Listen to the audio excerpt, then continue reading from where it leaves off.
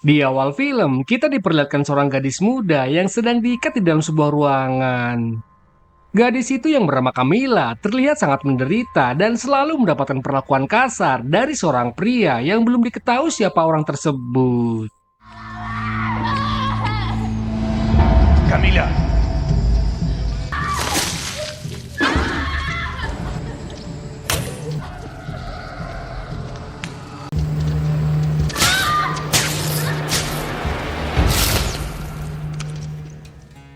3 bulan kemudian, adegan beralih kedua orang turis asal Amerika yang bernama Stephanie dan Ellie.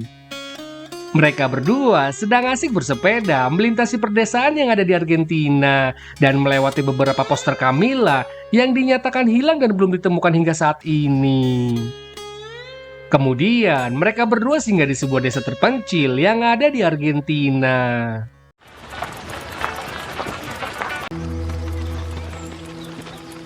Di desa tersebut, mereka berdua bertemu dengan warga setempat yang sedang membersihkan tugu, di mana tugu itu menampilkan foto-foto orang yang hilang secara misterius. Lalu dengan bahasa Argentina yang kurang lancar, Stephanie bertanya kepada warga itu, di mana hotel terdekat di sana.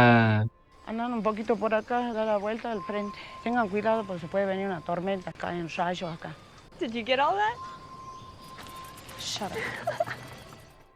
Setibanya di hotel, mereka memesan kamar untuk 1 malam karena di keesokan paginya mereka berencana naik bus ke bandara untuk pulang ke Amerika. Setelah itu, mereka diantar oleh pelayan hotel yang tampaknya sedikit menyeramkan menuju ke kamar mereka. Juanqui. Huh, weirdo. Kemudian, ketika Stephanie sedang menunggu Ellie yang sedang mandi, tiba-tiba terdengar suara ketukan pintu yang cukup keras.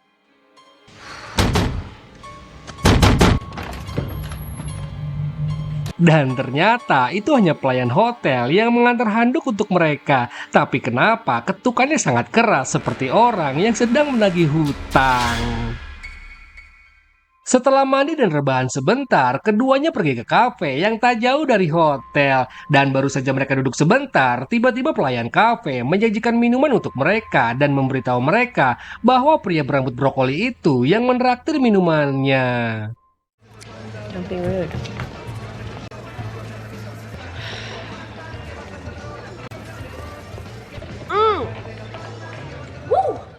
Beberapa saat kemudian, seorang pria berambut pendek masuk dan melewati mereka yang membuat Stephanie langsung tertarik dengan ketampanan pria tersebut. Kemudian, Ellie yang memang tingkah lakunya sedikit konyol, dia pergi ke tempat pemutar musik lalu mengganti musik yang tadinya jedak-jeduk menjadi musik. Right? Move. Okay.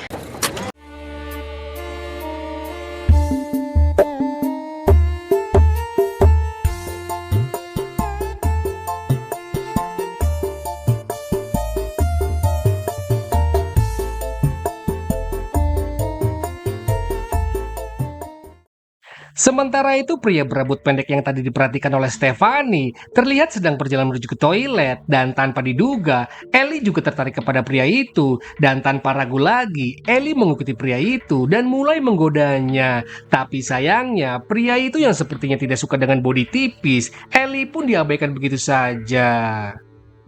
Not from these parts, are you? Performance anxiety? Stick close to your friend. Setelah itu, Ellie yang tak ingin melewatkan rasanya pria Argentina sebelum pulang ke negaranya, Ellie menghampiri pria berambut brokoli yang tadi menraktir minuman, dan pria itu pun langsung menerimanya.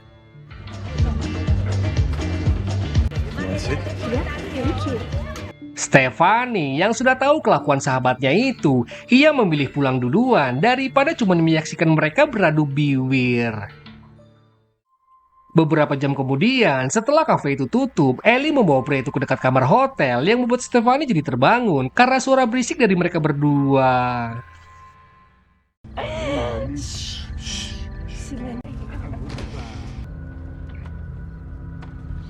Kemudian, ketika si pria brekele itu mengajak Stephanie untuk menginap di rumahnya, Ellie pun langsung menolak ajakan tersebut. Dan karena si pria itu terus memaksa hingga bertingkah kasar kepada Ellie, Stephanie langsung keluar dan membawa masuk Ellie.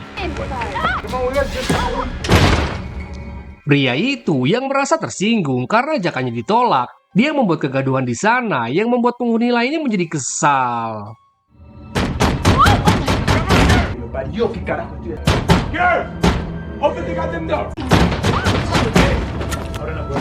Hey, asshole.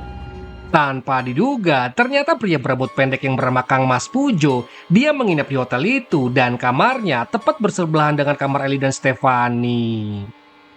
Así que este asunto. A ver. ¿Qué pasa?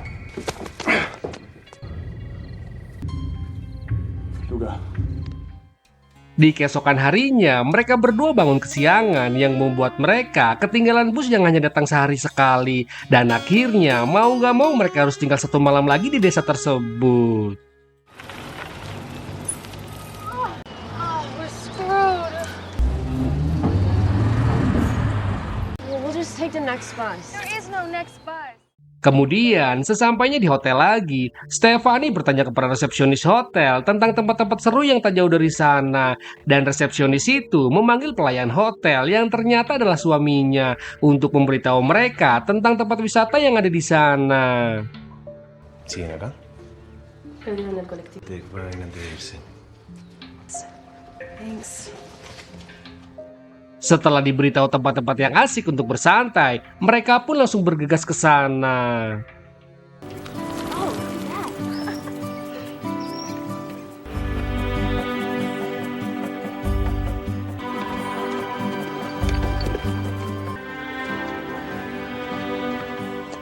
Setelah beberapa jam di sana, terjadilah cekcok antara mereka berdua karena mereka memperebutkan pria berambut pendek yaitu si Kang Mas Pujo, seorang pria yang membuat mereka kesemsem.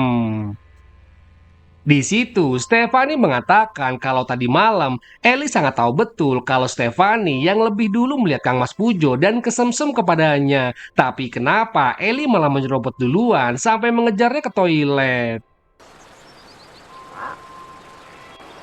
Nice. You know what? Screw you. Singkatnya, cekcok di antara mereka membuat keduanya saling merasa benar. Yang akhirnya, Stefani pergi meninggalkan Ellie sendirian di tempat tersebut.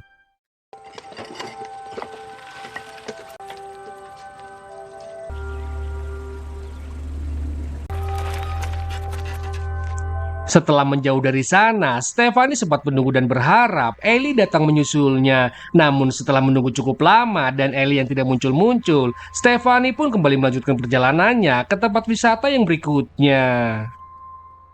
Sementara itu Ellie yang masih berjemur di tempat yang sama, dia tidak menyadari adanya sosok misterius yang sedang mengintainya. Lalu setelah Ellie mengirim pesan maaf kepada Stefani dan mengajaknya untuk bertemu di sebuah restoran sekalian makan siang, sosok misterius itu pun menyerangnya.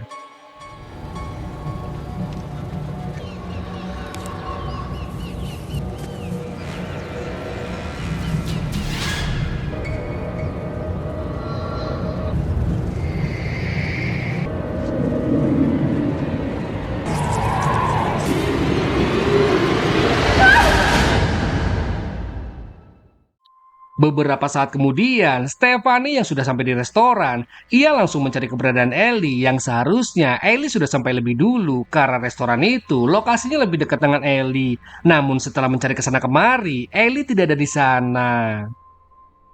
Kemudian, Stefani mencoba menghubungi Ellie, namun tidak ada jawaban. Dan di tengah kebingungannya itu, dia berpapasan dengan Pujo yang kebetulan ada di sana. Dan dengan baik hati, Kang Mas Pujo menawarkan tumpangan kepada Stefani dan mengajaknya pulang ke hotel bersama. Namun Stefani menolak tawaran tersebut karena dia harus mencari Ellie sahabatnya. Yah, padahal kalau nggak lagi nyari Ellie, pasti nggak bakalan nolak. Setelah itu, ketika Stefani menuju tempat terakhirnya meninggalkan Ellie, tanpa disangka Pujo mengikuti Stefani, yang akhirnya mereka berdua pun bersama-sama mencari keberadaan Ellie. Hey, You followed me here. I just wanted to make sure you're all right. Her bike's gone. Well, Setibanya di sana, Ellie yang sudah tidak ada, Stefani mencoba menelponnya lagi. Dan ketika panggilan itu terhubung, terdengar suara HP yang berdering yang ternyata HP milik Ellie tertinggal di sana. Did you hear that? Did you hear that? Ellie!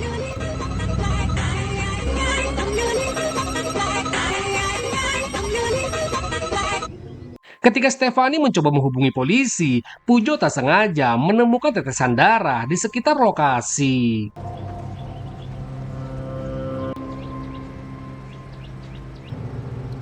Who are you calling? Please. Good luck with that. Beberapa saat kemudian, seorang polisi bernama Calvo tiba di lokasi untuk membantu mereka mencari petunjuk kemana hilangnya Ellie. Dan polisi itu ternyata sudah kenal lama dengan Pujo.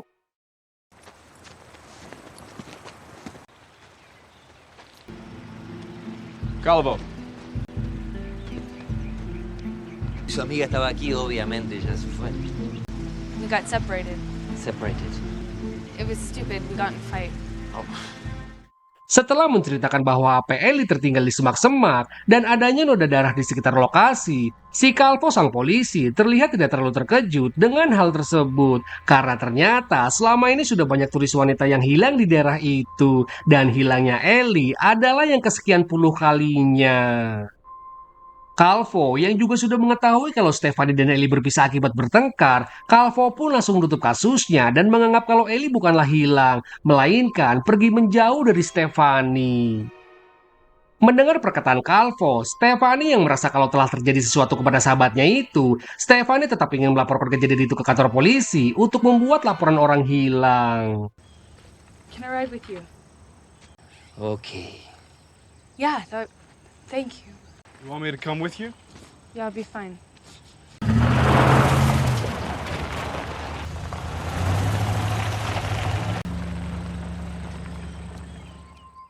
Stefani yang terus memaksa supaya Calvo membentuk tim saat itu juga untuk mencari keberadaan Ellie. Calvo pun tidak memperdulikannya karena hilangnya Ellie belum sampai 24 jam. Namun Calvo berjanji kalau Ellie belum muncul dalam waktu 24 jam, maka laporan ini akan diteruskan ke kantor polisi yang ada di kota. Setelah itu, karena tidak ada pilihan lain selain mencarinya sendiri, Stefani pun pulang ke hotel sambil menanyakan ke beberapa warga tentang keberadaan Ellie. Tapi anehnya, beberapa orang yang ia tanyai malah mengabaikannya begitu saja. Oh, excuse me. Can you help me? Senora? I just want to ask. Tak lama kemudian, Stefani bertemu dengan pria Brekele yang sempat emosi karena gagal mengaduk Ellie di malam itu. Dan pria itu dia bernama Coco. Melihat gerak-gerik Coco yang mencurigakan, ditambah dia langsung lari. Begitu melihat Stefani, Stefani pun langsung mengejarnya. Hey! Hey! I just want to talk to you!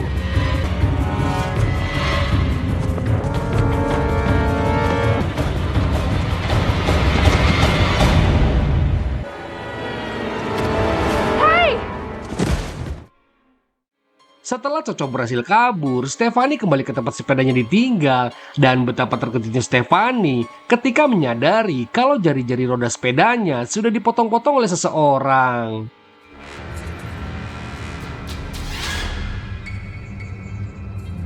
Menyadari situasi yang mulai mengancam dirinya, Stefani kembali ke hotel dengan berjalan kaki. Dan dia berharap Ellie sudah berada di hotel.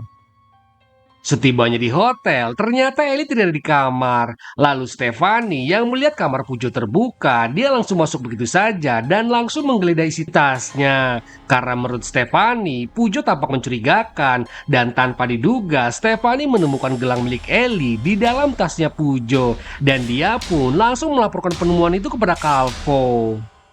Look what I found! It was in his room! It's Ellie's!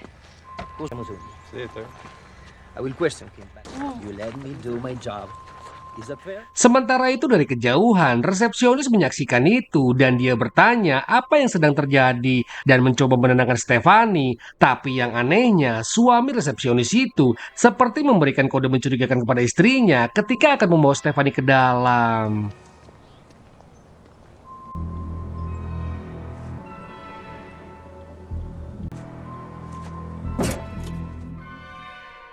Tak lama kemudian, Stefani yang melihat Coco lewat menggunakan motornya, ia pun langsung ngabret menggunakan mobil hotel tanpa izin untuk mengikuti kemana Coco pergi.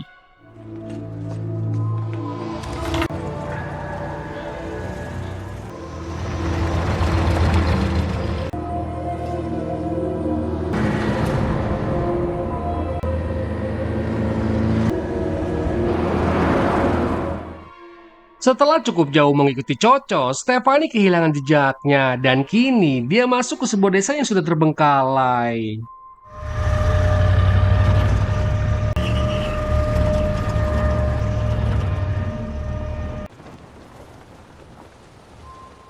Ketika sedang memeriksa keadaan sekitar, tak disangka Stefani bertemu dengan Kang Mas Pujo di sana. Dan di saat itu juga, Stefani menunjukkan gelang milik Ellie yang ditemukan di dalam tasnya. Hey, it's easy. I'm not gonna hurt you. What's the matter with you? Where did you get this? You went through my things? Where did you get this? Belongs to someone I know. Bullshit! This is Ellie's! Pujo yang merasa ada kesalahpahaman, ia menjelaskan bahwa gelang yang berwarna kuning itu merupakan milik pacar yang bernama Camilla yang hilang 6 bulan lalu. Dan Pujo juga menjelaskan kenapa dia berada di desa itu, karena menurutnya polisi tidak bersungguh-sungguh menangani kasus setiap orang hilang, jadi Pujo memutuskan untuk mencarinya sendiri. Setelah mendengar penjelasannya dan adanya bukti foto Camilla yang menggunakan gelang tersebut, akhirnya mereka bekerja sama untuk mencari keberadaan Ellie dan Camilla. Dan mereka berdua pun berpencar untuk mencari si penculik yang kemungkinan merupakan orang yang sama. Sementara itu di salah satu bangunan yang ada di sana, terlihat Ellie yang baru saja terbangun dari pingsannya. Dan di waktu yang bersamaan, Calvo melihat mobil hotel yang dicuri oleh Stefani. Lalu secara kebetulan, Calvo berpapasan dengan Pujo. Di situ, Calvo bertanya tentang keberadaan Stefani sambil menjelaskan kalau Stefani sudah mencuri mobil hotel. Pertanyaan itu membuat Pujo bisa menyindir Calvo dengan berkata, "Oh, jadi polisi zaman sekarang lebih mengutamakan mobil hilang ya daripada mencari orang hilang." Mendengar tuduhan itu, Calvo dengan tegas menyuruh Pujo untuk masuk ke dalam mobil dengan alasan akan memeriksanya terkait gelang yang ditemukan oleh Stefani di dalam tasnya Pujo. Kemudian adegan kembali ke Ellie yang kini sedang berusaha kabur dari tempat itu. Tapi sayangnya usahanya harus gagal dan malahan membuatnya diobok-obok oleh Cuco saat itu juga. I can tell by the way you kiss me. Come here and kiss me again. So you want that?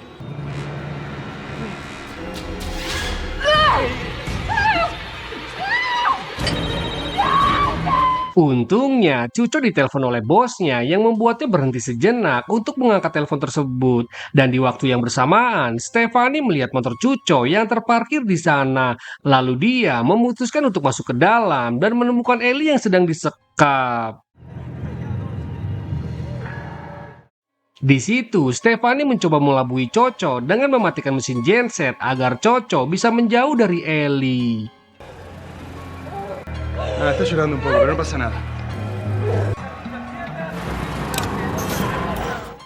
Ketika Coco sedang berusaha menyalakan genset, Stefani tanpa sengaja menjatuhkan sepeda Ellie yang membuatnya hampir ketahuan. Tapi untungnya Coco menganggap kalau sepeda itu jatuh dengan sendirinya.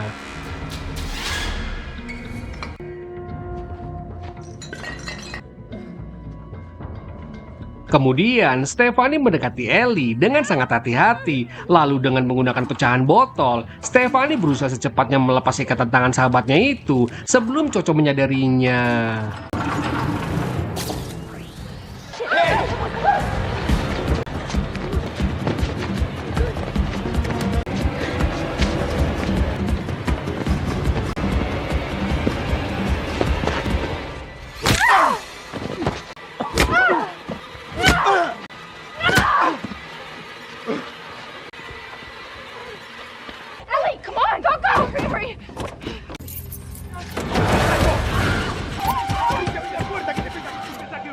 Yah, sial sekali. Padahal tinggal selangkah lagi, mereka bisa kabur dari sana. Tapi apa boleh buat, mobilnya tidak bisa dinyalakan sehingga mereka mau nggak mau harus kabur dari sana dengan cara berlari sekencang-kencangnya.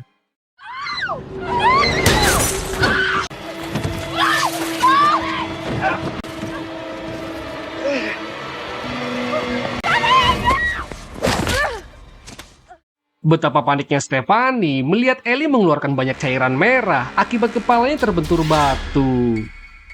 Calvo dan Pujo yang kebetulan sedang lewat di sana langsung menghentikan Coco yang sedang menyerang Stefani.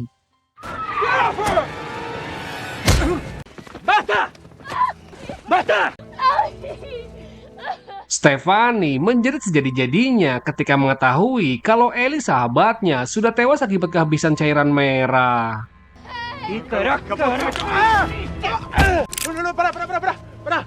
Setelah itu, Calvo meminta Stefani untuk nunggu di dalam mobil. Dan saat masuk ke dalam mobil, Stefani menyadari kalau pintunya hanya bisa dibuka dari luar.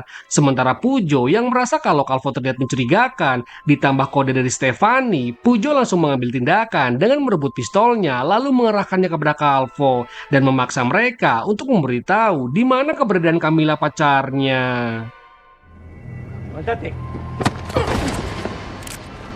Just put the gun down. Where's Camilla? Just put the gun down. Coco dan Calvo yang merasa sudah terpojokkan, Calvo tiba-tiba mengatakan kalau Camila masih hidup dan kini sedang berada di suatu tempat. Dan Calvo mengancam Pujo, jika Pujo berani menghabisinya, maka dia tidak akan pernah bertemu dengan Camila lagi untuk selamanya. If you kill me, then who will tell you where to find Camila? Kemudian, Calvo menawarkan kesepakatan jika Pujo membiarkannya membawa Stefani, dia berjanji akan mengembalikan Camila. Stephanie? For Camila? This is the only way. Pujo yang setuju dengan kesepakatan itu membuat Stefani sangat kecewa karena telah menukar dirinya dengan Camila. I'm sorry. Iya, begitu Pujo lengah, Calvo langsung menghabisinya dengan pistol cadangan.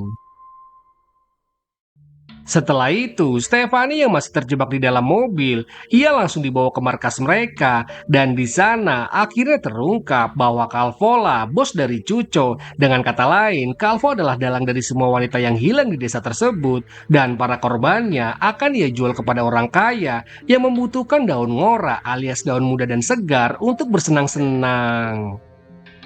Kemudian mereka berniat membawa Stefani ke sebuah tempat untuk bertemu si pembeli. Dan sebelum pergi, Stefani sengaja dibius agar tidak melakukan perlawanan.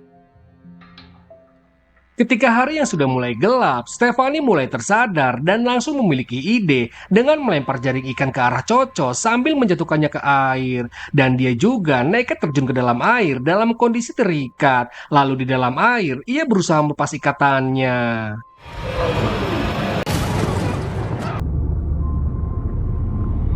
Stefani yang berhasil melepas ikatannya dan kini sudah sampai di darat. Ia melihat seorang pria yang ternyata itu adalah calon pembeli. Stefani yang berhasil tertangkap, ia langsung diserahkan kepada si pembeli. Dan ketika uang itu akan diserahkan, Stefani tiba-tiba memberontak dengan menendang anunya si pembeli dan berusaha kabur dari sana.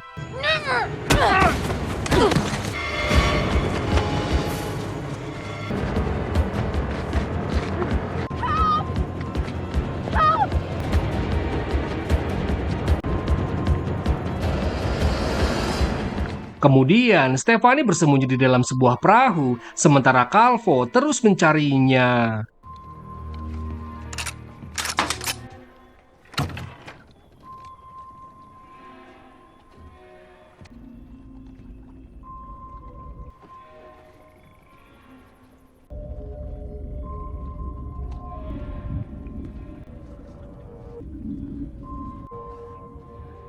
Beberapa saat kemudian, dirasa situasi yang sudah aman, Stefani pun keluar dari persembunyiannya. Ya, ternyata Calvo masih berada di sana dan kini posisi Stefani terpojokkan. Tapi untungnya, dengan modal nekat, ia berhasil merebut senjata Calvo dan langsung menjedornya saat itu juga. the gun. Just give me the gun!